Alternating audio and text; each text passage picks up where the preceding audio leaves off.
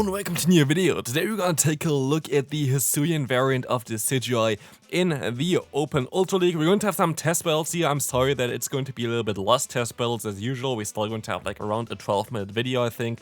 But it is currently 3 AM in the morning for me and I kind of want to go to bed. So yeah, that's why we're going to have a little bit less here today. But still, if you appreciate me going all out basically for those early on videos for the new Pokemon, then feel free to subscribe as well to the channel. Would really appreciate it. And leave a like on the video. This would really help out to push the algorithm as well as, yeah, just helps out the channel. Would really appreciate it. But otherwise, we're going to take a look today at the Decidueye with the moveset of Aerial Ace as well as the Aura Sphere. And we're going to have also the fast move of Psycho Cut. And this is actually kind of something interesting. This is something that I kind of wanted to talk about a little bit here as well. First battle was, I think, the spiciest team that I encountered today. There will be a lot of like meta stuff coming up as well, so stay tuned for this. But of course, for friendly battles, I'm not really knowing what the opponent would ever bring. So here still we're going to have some spicier stuff with Lucario, which I also kind of appreciate. But otherwise, I feel like this Pokemon actually has a lot of potential. I got actually a really good IV variant for the Ultra League. Literally goes up to 2500 CP as well, which is amazing. But this Pokemon has actually a pretty decent bulk. Having Psycho Cut is really cool.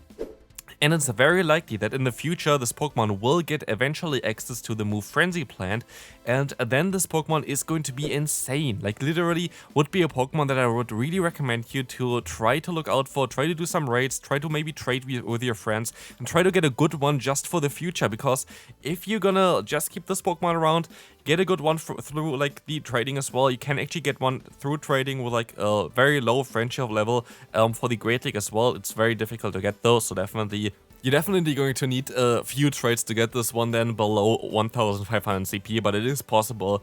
But yeah, definitely a Pokemon that I would recommend you to just try to keep for the future, because I feel like this Pokemon has so much potential, because in those few test battles that I did, I already noticed this Pokemon has really good bulk, this very fast to charge moves, has Aura Sphere, which is a really hard hitting move, and so it's pretty unique as well with this, and I would really recommend you to maybe try to get a few one of them. From the starters so far, most likely next to the Samurott, one of the best ones currently to play as well already, so definitely something you should try to get.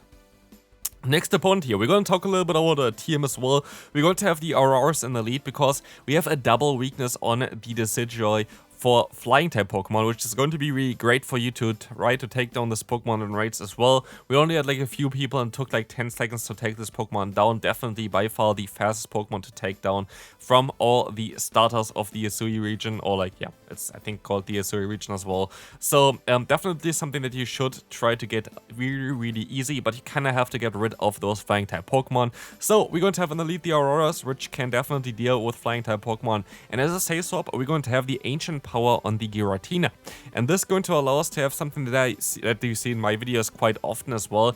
You're going to have basically a lead of a certain type that is really good in this type, and then you're going to have a say swap with a completely different type and a completely different kind of playstyle, but has still coverage for the type of the lead. Because what usually happens is, if you lose the lead here and you swap out into your say swap, which is for this team the Giratina, you usually get out the Pokemon that would be really weak against your lead basically, and if you still have the same coverage on your say swap, it's going to be really good for you, because you can still punish the opponent. Of course, here it didn't really come in clutch, but the opponent is actually going to be able to go for an Ice Beam. If you were wondering why I was shielding the Scald the entire time on my Giratina, the Tentacruel could have access to the move Blizzard, and I don't really want to get hit by a Blizzard from a Tentacruel. So yeah, here we're going to be able to still farm them all the way down, and at least I can still try to go for the Media Beam. And as you're gonna see that the opponent is going to decide to go for an interesting play here, they decide to use a shield there. I'm fairly certain that they're going to be weak against Ice/Rock in the bag.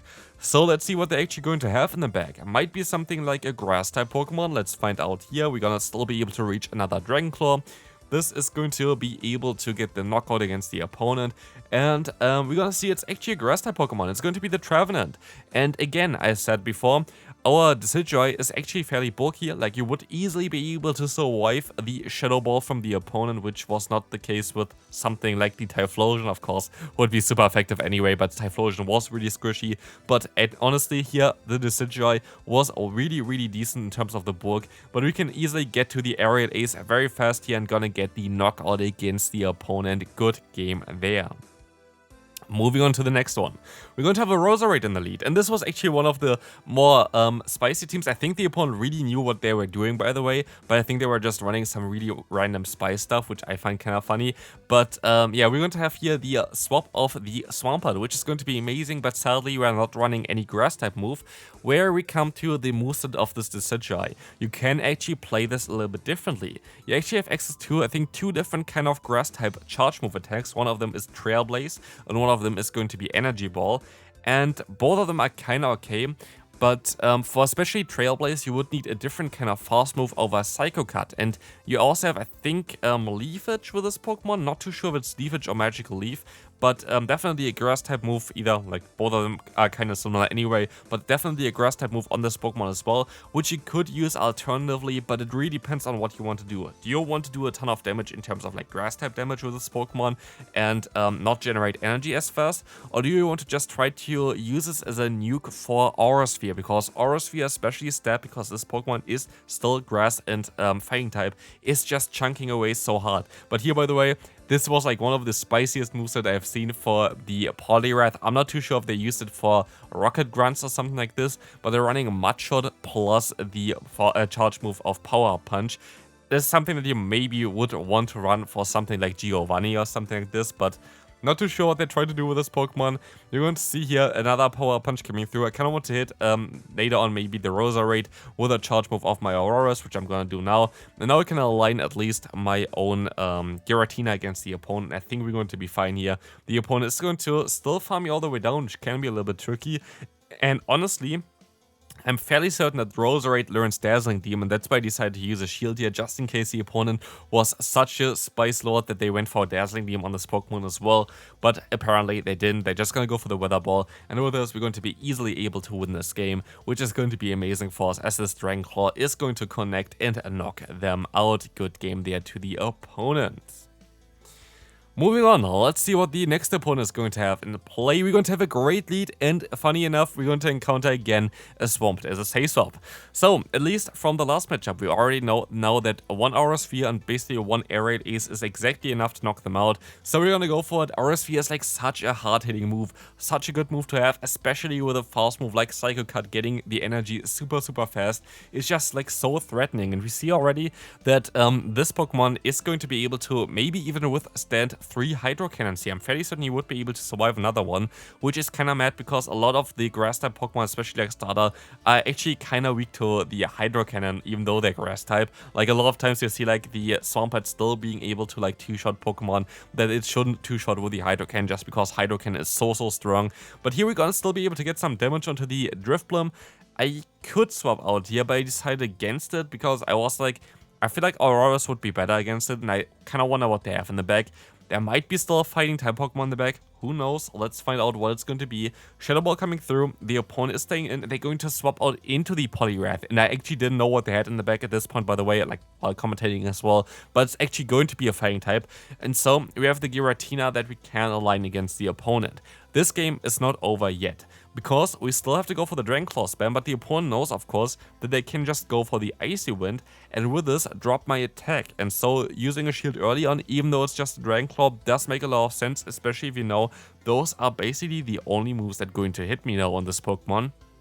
And as you're gonna see, the opponent is going to decide to use another shield on the second one as well, being 2 shields down, and I'm like, well, I'm fine. I could just let the move go through. I'm totally okay with that. The next one I have to shield because Giratina is my only real answer to the Poliwrath, so I have to keep this Pokemon around. But I'm fairly certain after going for this charge move now and seeing the opponent overfarming so much that they're going to try to catch the next charge move. And so I hold on, I didn't go for my charge move, and I can swap out into my Auroras against the opponent's Drifblim. I decided to use a shield here just in case because I don't want to get the damage onto my Giratina. My Giratina is already a little bit lower, and the opponent is running Astonish, and like this, we can take the knockout here, and also I still might be even able to reach another charge move here. Aurora's just going to town, taking down the opponent, and now we can move on into the final game as the opponent is going to go down. My voice is kind of dying now as well, so yeah, it's definitely good that this is going to be a little bit of a shorter video. We're gonna see here that the opponent is going to have a Komao. I think I will record like 5 videos today, which are still coming up over the next few days. But yeah, we're gonna see here the opponent swapping out.